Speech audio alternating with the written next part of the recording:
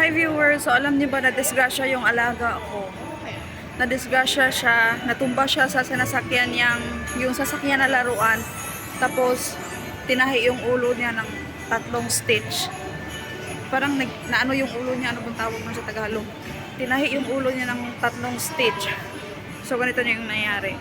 Hello mga viewers! Hello mga viewers! Kung bago pa lang kayo sa aking YouTube channel, please don't forget to like and subscribe. And I am Lizelle, OFW here in Hong Kong, and for this video, i-share ko nga sa inyo na na-aksidente yung alaga kong bunso at kung anong nangyari.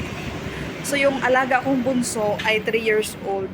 So yun yung inaalagaan ko dito sa Hong Kong, dalawa sila. Yung isa 4 years old, tsaka yung isa 3 years old. Kaya naglalakad ako dito. So na-aksidente yung alaga kong bunso, viewers.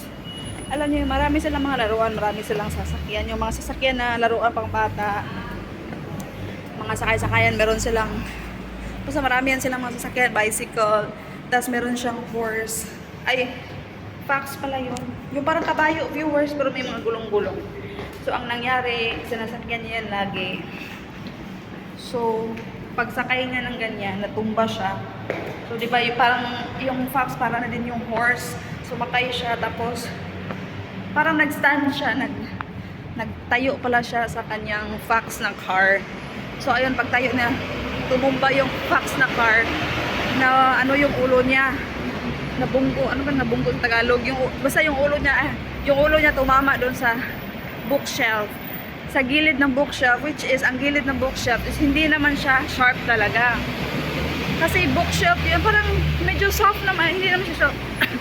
Hindi talaga siya na sharp na nakakapunit ng ulo. Pero grabe lang talaga yung impact ng alaga ako. Pag tumba niyang ganon, gumanon siya sa bookshelf, super lakas, kaya naano siya, napunit yung ulo niya, and napakaraming dugo. Alam nyo ba, na napunit yung ulo niya, syempre ulo yun, napakaraming dugo, viewers. So, naiisip ko din na buti na lang talaga nangyari yun nung Sunday. Nung Sunday, nag-day off ako na hindi ako mismo yung nagbabantay sa alaga ko habang nangyari yun. So, ayan na nga, merong ano yung alaga ko dito, merong stitch sa ulo na 3 stitch. 3 tahi sa ulo niya dito sa likod.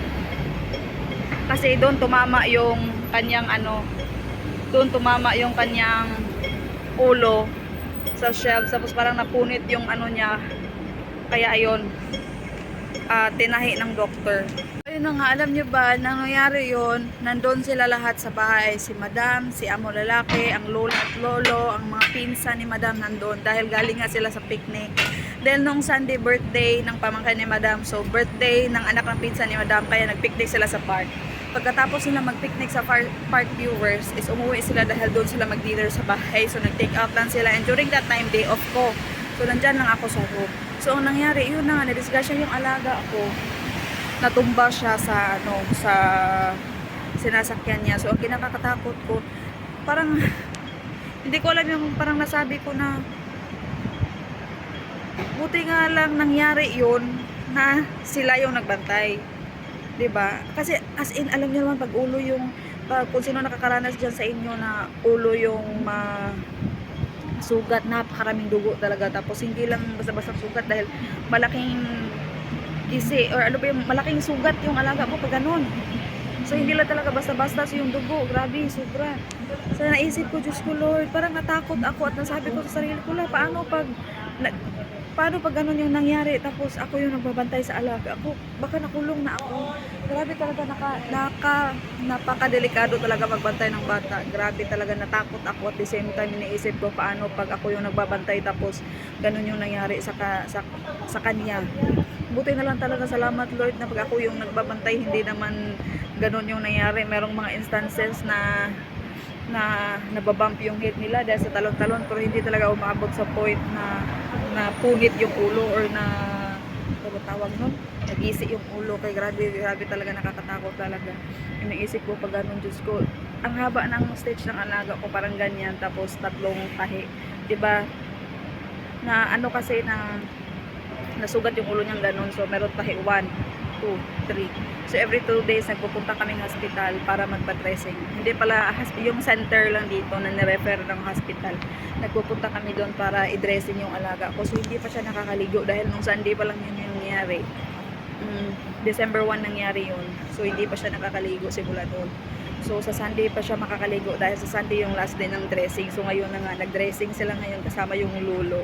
Kasi ako magsusundo ako sa alaga ako kaya nandito ako sa labas at nakapag-vlog.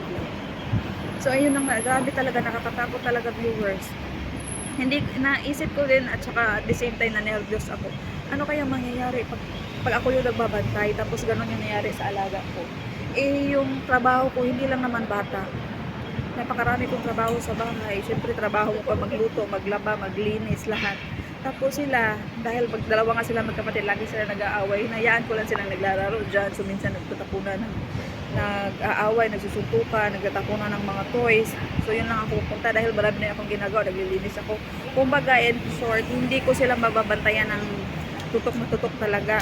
Kasi marami din akong mga gawaing ginagawa. Naisip ko at saka natakot ako na, what if ako yung nagbabantay tapos ganun yung nangyari? Ano kaya ang Diyos ko, Lord? Takot na lang talaga. Yun yung mga nakakatakot na mga sitwasyon pag nagbantay ka ng bata, lalo na pag sa ibang bansa. Kahit naman saan, kahit nasa Pilipinas ka, nakakatakot talaga magbantay ng mga bata. Napakadelikado talaga, viewers. Extra careful tayo, nagkataon lang talaga na nangyari. Dahil kahit na ako yung nagbabantay, may mga instances talaga na nalalaglag siya sa car na sila sakyan dahil lagi nga silang nagre-racing. Dalawa sila ng kapatid niya, ako nag-uunahan kung sino yung unang makadating doon sa dulo. Pero thank God na nalalaglag sila, hindi naman ganoon ka-severe. Pero ito talaga super severe. Matatakot ka na lang talaga, viewers. Baka Diyos ko, Lord, awa ka, Lord, wag naman.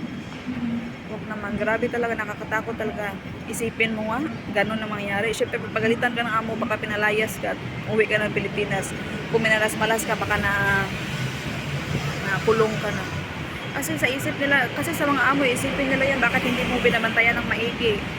Sinuswelduhan ka para bantayan yung mga alaga mo. Yung mga ganong kwento ba? So yun lang, in-share ko lang kung gaano kadelikado magbantay ng bata. Naghintay ako dito ng bus dahil susunduin ko yung alaga kong panganay sa school nila, 12 yung sundo. Meron kaming driver, kaso yung driver naman ngayon, meron kasi siyang check up sa hospital, kaya hindi siya nakarating. Kaya hindi niya kami masundo. So kaya ako yung magko-commute kami today. So susunduin ko siya. So yun lang.